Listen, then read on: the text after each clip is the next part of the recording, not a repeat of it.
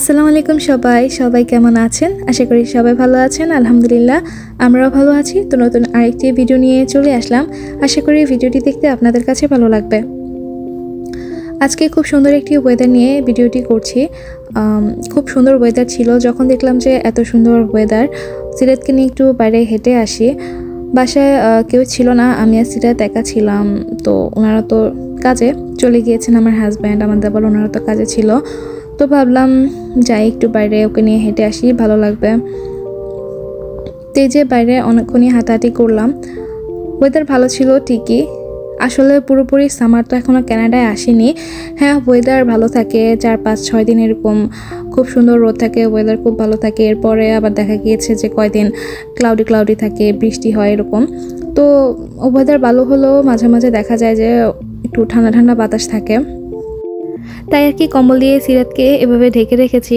প্রথমে যখন বের হয়েছিলাম তখন কম্বল সরানোই ছিল, তো আরও এখন এর মধ্যে ঘুমিয়েও গিয়েছে, তার জন্য আর কি কম্বল দিয়ে দিয়েছিলাম।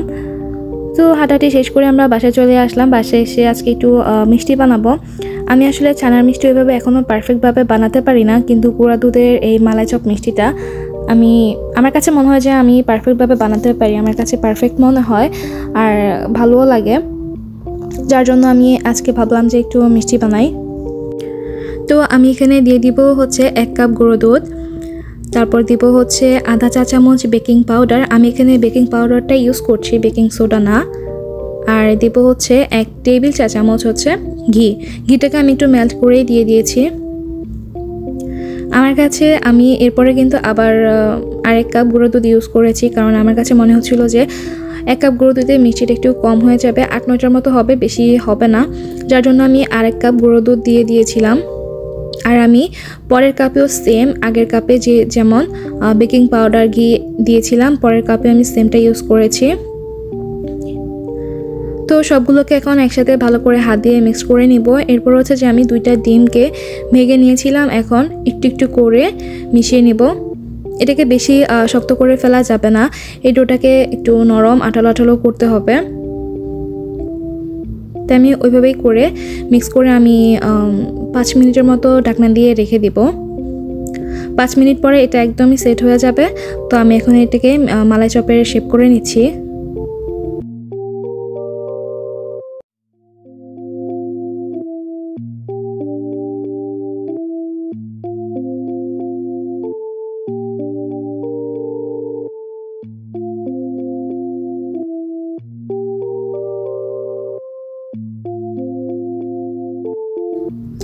মিষ্টিগুলো যখন আমি বানাচ্ছিলাম তখন হাতের মধ্যে একটু ঘি লাগিয়ে নিয়েছিলাম, তাহলে এটা বানানোর সময় আর হাতে লেগে যাবে না।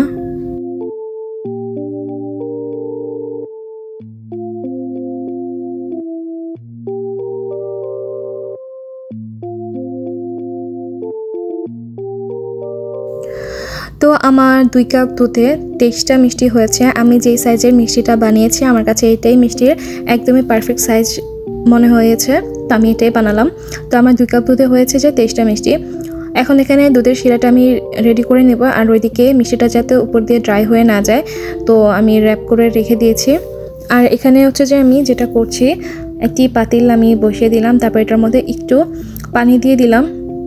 এটা দেওয়ার কারণ হচ্ছে আমি যখন দুধের শিরাটা করব, দুধের শিরাটা যেন বেশি ঘন হয়ে না যায়, আর বেশি ঘন হয়ে গেলে মিষ্টিটা দেওয়ার পরে মিষ্টিটা কিন্তু শক্ত হয়ে যাবে, আর পানিটা দিলে দুধের শিরাটা ঘন হবে না। আর এখানে আমি দিয়ে দিলাম হচ্ছে 1.5 কাপ চিনি। চিনিটা আপনারা দেখেও দিতে পারেন কম বেশি, তো আমি এখানে 1.5 কাপ চিনি ইউজ করেছি। এখন দুধটাকে আমি ভালো করে নিচে যেন না লেগে যায় খুব ভালো করে নাড়াচাড়া করে নেব। এরপর একটা বলক ওঠার জন্য ওয়েট করব। আর দিয়ে দিলাম হচ্ছে 3টা এলাচ। এলাচটা চাইলেও অ্যাভয়েড করা যায় আর চাইলেও দেওয়া যায় আর কি, তো আমি দিয়ে দিলাম।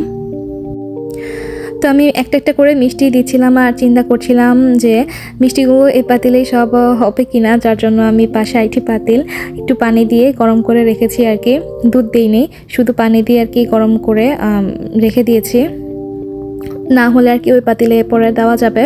তো দেখলাম যে নাই পাতিলে সব মিষ্টি একদম হয়ে গিয়েছে। তো আমি মিষ্টিটাকে ঘড়ি ধরে একদম 5 মিনিট জাল করে নেব। এটা এর বেশি জালের কোনো প্রয়োজন নেই, যেহেতু এখানে দুধ আর ডিম রয়েছে, তো এগুলো এত বেশি জাল না করলেও হবে। বেশি জাল করতে গেলে আবার শক্ত হয়ে যায়। ঘড়ি ধরে জাস্ট 5 মিনিট জাল করে নিলেই হয়ে যাবে এটা। তো আমি এটাকে কাঠি দিয়ে কোনোভাবে নাড়াচাড়া করবো না, যেহেতু মিষ্টিগুলো এই পর্যায়ে খুব বেশি নরম থাকে।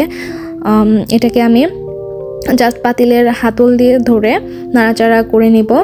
আর যখন আমার কাছে মনে হবে যে দুধ উঠে পড়ে যাবে, এরকম পর্যায়ে আসবে মনে হবে, তখন জাস্ট ঢাকনাটাকে তুলে আবার হচ্ছে যে লাগিয়ে দিব। তখন আর কি দুধের বলকটা নিচে নেমে যাবে। 5 মিনিট পর আমি মিষ্টিটাকে উঠিয়ে 1 ঘন্টার মতো ওইভাবেই রেখে দিয়েছিলাম। তারপর হচ্ছে যে আমি যেটা করব, যেহেতু মালাই চপ, মালাই ফ্লেভার তো একটু থাকতেই হবে। আর দুধটা তো বেশি পাতলা ছিল, আমি তো আর ঘন করিনি। তো দুধটাকে একটু ঘন করার জন্য, মানে দুধের শিরাটাকে একটু ঘন করার জন্য আমি মিষ্টিগুলোকে আরেকটি পাতিলে নিয়ে নিয়েছিলাম। আর হচ্ছে যে এখান থেকে একটু দুধ নিয়ে দুধের সাথে আমি গুঁড়া দুধ অ্যাড করে কিছুক্ষণ জাল করে নিব ঘন হওয়ার জন্য। তারপর ঘন হয়ে গেলে দুধটাকে একটু ঠান্ডা করে আমি মিষ্টির মধ্যে দিয়ে দিব।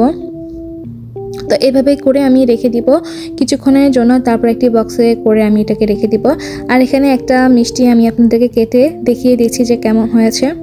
খুবই সফট হয়েছিল আর খেতেও কিন্তু খুবই ভালো লেগেছে। আজকের ভিডিওটি আমি এখানেই শেষ করছি। সবাই ভালো থাকবেন, সুস্থ থাকবেন। আল্লাহ হাফেজ।